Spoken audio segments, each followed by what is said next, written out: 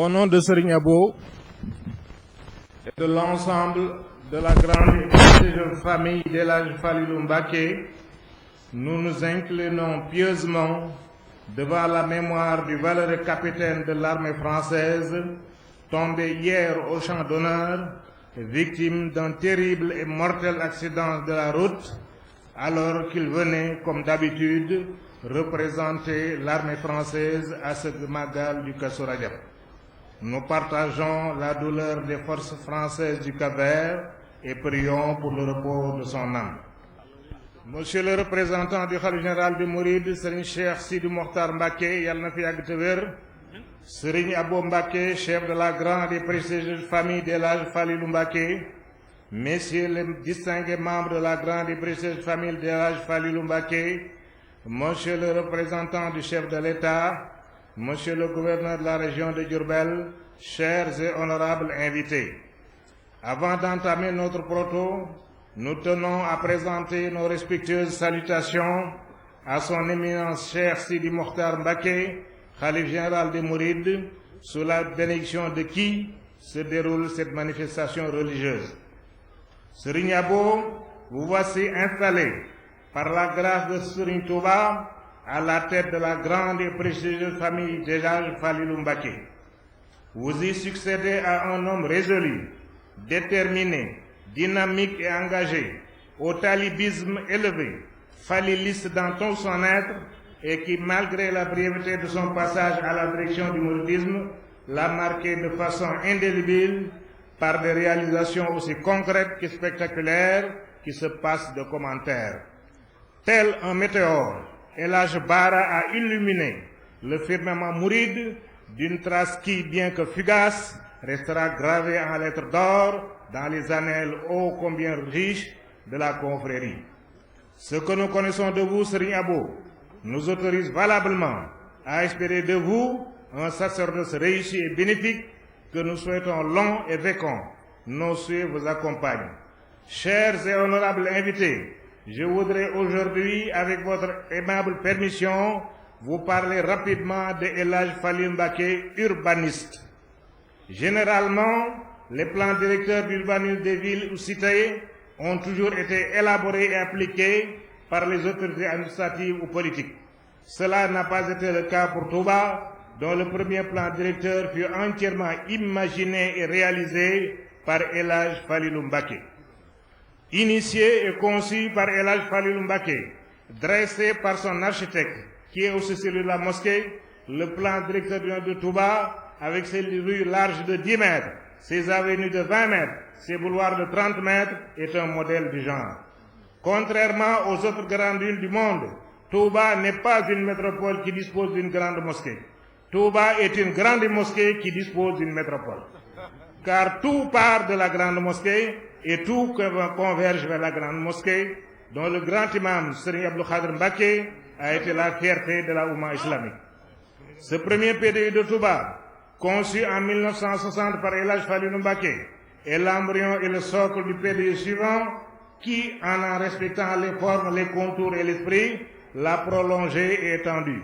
S'appuyant sur et s'articulant autour du premier, le second PDU de Touba, réalisé successivement par Serigne Abdou Lahad Mbacké et Serigne Saliou Mbacké à coups de milliards, mis gracieusement à la disposition des habitants, a valu à la cité sainte de Touba d'être désignée comme un modèle universel par l'Organisation des Nations Unies à la conférence d'Istanbul en Turquie en 1995, conférence à laquelle Serigne Moustapha Saliou Mbacké a brillamment représenté le mouridisme. Cette distinction honorifique planétaire, décernée par l'Organisation suprême du genre humain, est la manifestation terrestre, ici-bas, du statut divin de Touba dans le royaume des cieux. Statut spécial. Ce premier PDU de 1960 comportait même des espaces verts et des réserves foncières que les nécessités de la démographie galopante ont bousculé. El Hadji Falilou Mbacké fit valider ce premier PDU par l'État et confia son exécution à son neveu le grand marabout Cheikh Gaïndé Fatma Mbacké, petit-fils du grand marabout Serigne Moustapha Mbacké, premier khalife général des Mourides.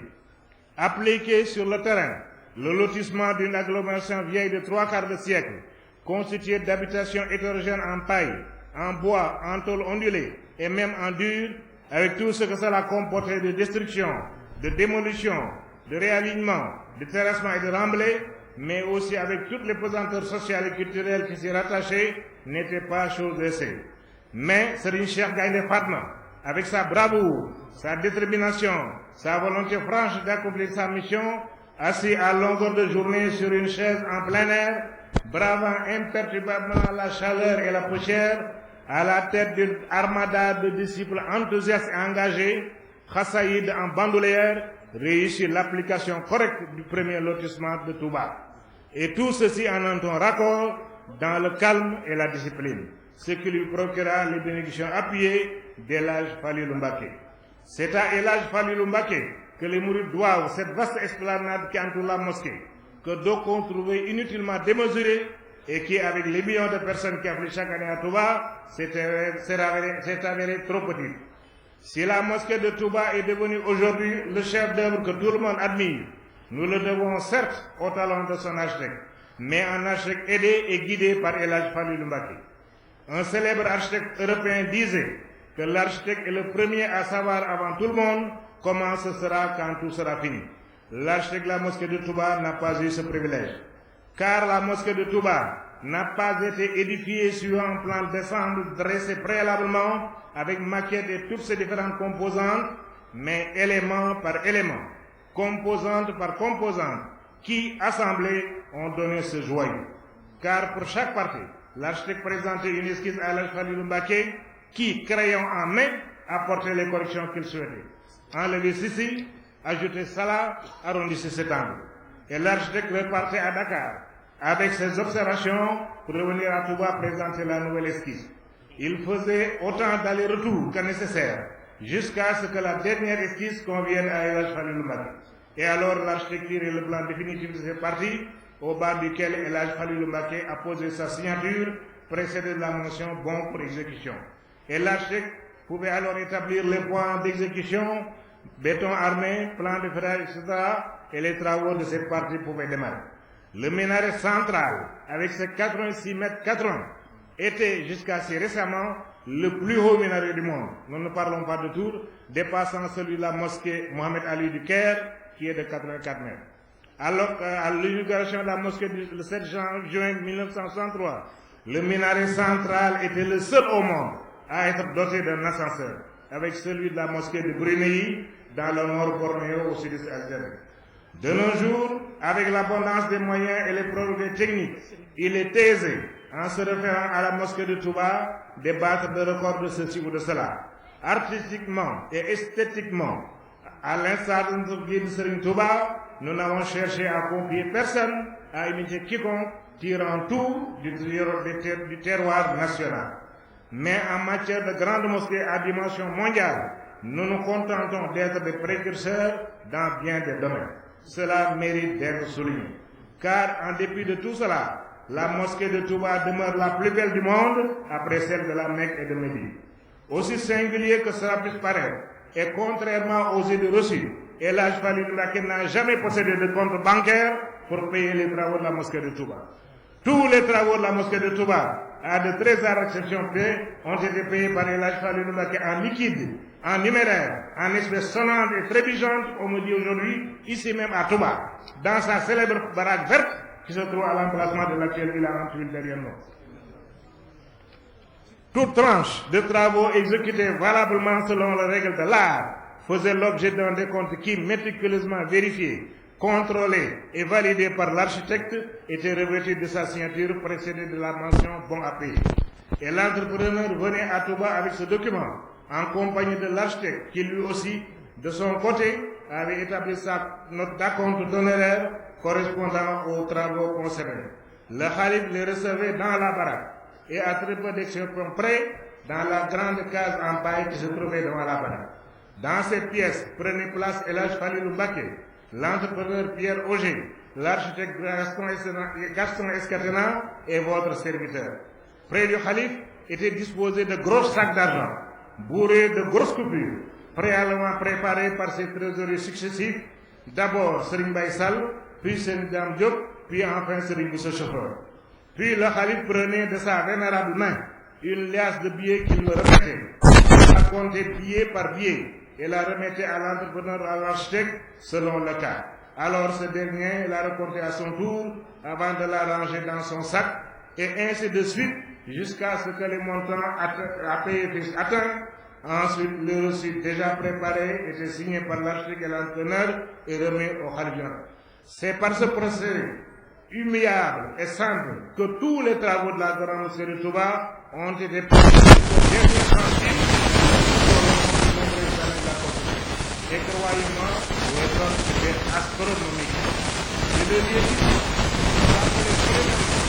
l'âge Falilou Mbacké a entièrement, totalement, tous les travaux de la mosquée de Touba sans aucune aide intérieure ou extérieure, mais exclusivement par les efforts financiers du gouvernement.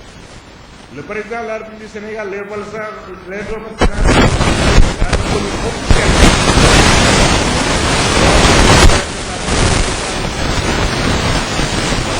il a déclaré et mourir en contre la mosquée.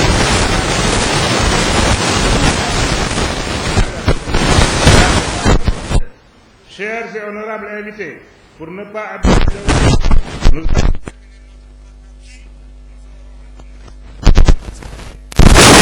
intéressés.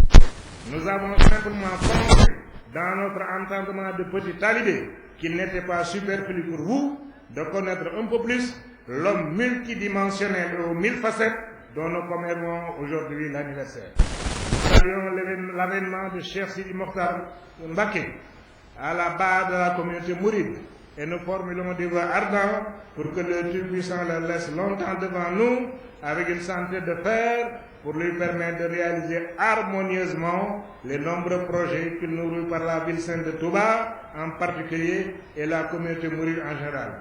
Dans l'accomplissement de la noble et sacrée mission que Serigne Touba lui a léguée, Serigne Cheikh Sidi Mokhtar Mbacké sait pouvoir compter sur la disponibilité permanente de la maison de la Falilou Mbacké qui, sous votre diligente impulsion Serigne Abou, et le concours empressé de vos distingués frères, se tient prêt à tout moment à exécuter allègrement tout ndigal qu'il lui assignera.